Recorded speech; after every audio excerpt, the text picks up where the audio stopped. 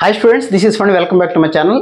April session lo last session అయినటువంటి 9th April 9th morning shift evening shift రెండు పేపర్లు కూడా కష్టంగా ఉన్నాయి. బట్ 8th పేపర్లు కష్టంగా ఉన్నాయా 9th పేపర్లు అంటే దాదాపుగా ఈ 4 పేపర్స్ కూడా కొద్దిగా టఫ్ గానే ఉన్నమాట వాస్తవం. అయితే మరి 9th అది మార్క్స్ మనకు పర్సెంటేజ్ కరెక్ట్గా వస్తే కానీ ఎగ్జాక్ట్గా తెలియదు కానీ బట్ ఏప్రిల్ 9th రోజున పేపర్లు కూడా టఫ్గా ఉన్నమాట వాస్తవమే. 8th రోజున 9th రోజున ఈ 4 పేపర్లు కూడా టఫ్గానే ఉన్నాయి. వీటికి సంబంధించి నేను అనుకుంటున్న అంచనా ఏంటంటే మార్నింగ్ పేపర్ అనేది కాస్త ఈవినింగ్ పేపర్తో కంపేర్ చేస్తే బాగా టఫ్గా ఉన్నది అనేటువంటిది నా ఫీలింగ్.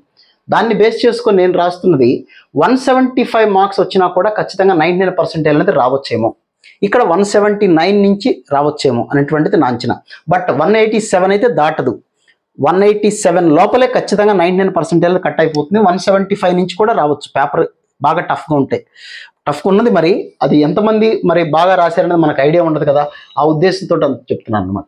అలాగే 98% అనేది 159 నుంచే స్టార్ట్ అవ్వచ్చు, 174 లోపలే ఖచ్చితంగా కట్ అవుతుంది. అలాగే ఇక్కడ 165 నుంచి 178 లోపల వచ్చిన వాళ్ళకి ఖచ్చితంగా 98+% వస్తుంది. 97% ప్లస్ రావాలంటే 148 దాటి ఉండాలి, ఇక్కడ 152 దాటి ఉండాలి. పెద్ద తేడా ఉండదండి. వీటికి ఒక 4 to 5 మార్క్స్ అంటే ఒక క్వశ్చన్ అనుకోండి కరెక్ట్గా, ఒక క్వశ్చన్ కరెక్ట్ రాస్తే ఒక 4 మార్క్స్.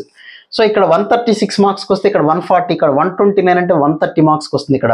ఇక్కడ తగ్గే కొద్దీ ఎప్పుడు కూడాను ఇంకా స్టూడెంట్స్ ఎక్కువ స్కోర్ చేసే వాళ్ళు ఉంటారు కాబట్టి కాస్త మార్కులు గ్యాప్ అనేది తగ్గిపోతూ ఉంటుంది. సో 94% ఇక్కడ 120కి వస్తే ఇక్కడ 123కి రావచ్చు, ఇక్కడ 93% 110 నుంచి 118కి రావచ్చు, ఇక్కడ 92% 106 రావచ్చు, ఇక్కడ 110కి రావచ్చు.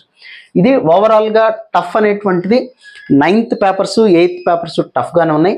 ఇంకా తక్కువ స్కోర్ కూడా రావచ్చు. నేను 175కి రాస్తాను, 171 కూడా రావచ్చు 99%. అది ఓవరాల్గా దేశం మొత్తం స్టూడెంట్స్ ఎలా ఫీల్ అయ్యారు, ఎంతమంది ఆ సెషన్లో మెరిట్ స్టూడెంట్స్ ఉన్నారు, ఎంతమంది యావరేజ్ స్టూడెంట్స్ రాశారు అనేది మనకి ఎగ్జాక్ట్గా తెలియదు. కాబట్టి నేను అనుకుంటున్న అంచనా ఇది. ఇవి అన్నీ కేవలం నా అంచనాలు మాత్రమే. మా పర్సంటేజ్ మళ్ళీ వచ్చిన తర్వాత వాటి గురించి మనం డిస్కస్ చేద్దాం.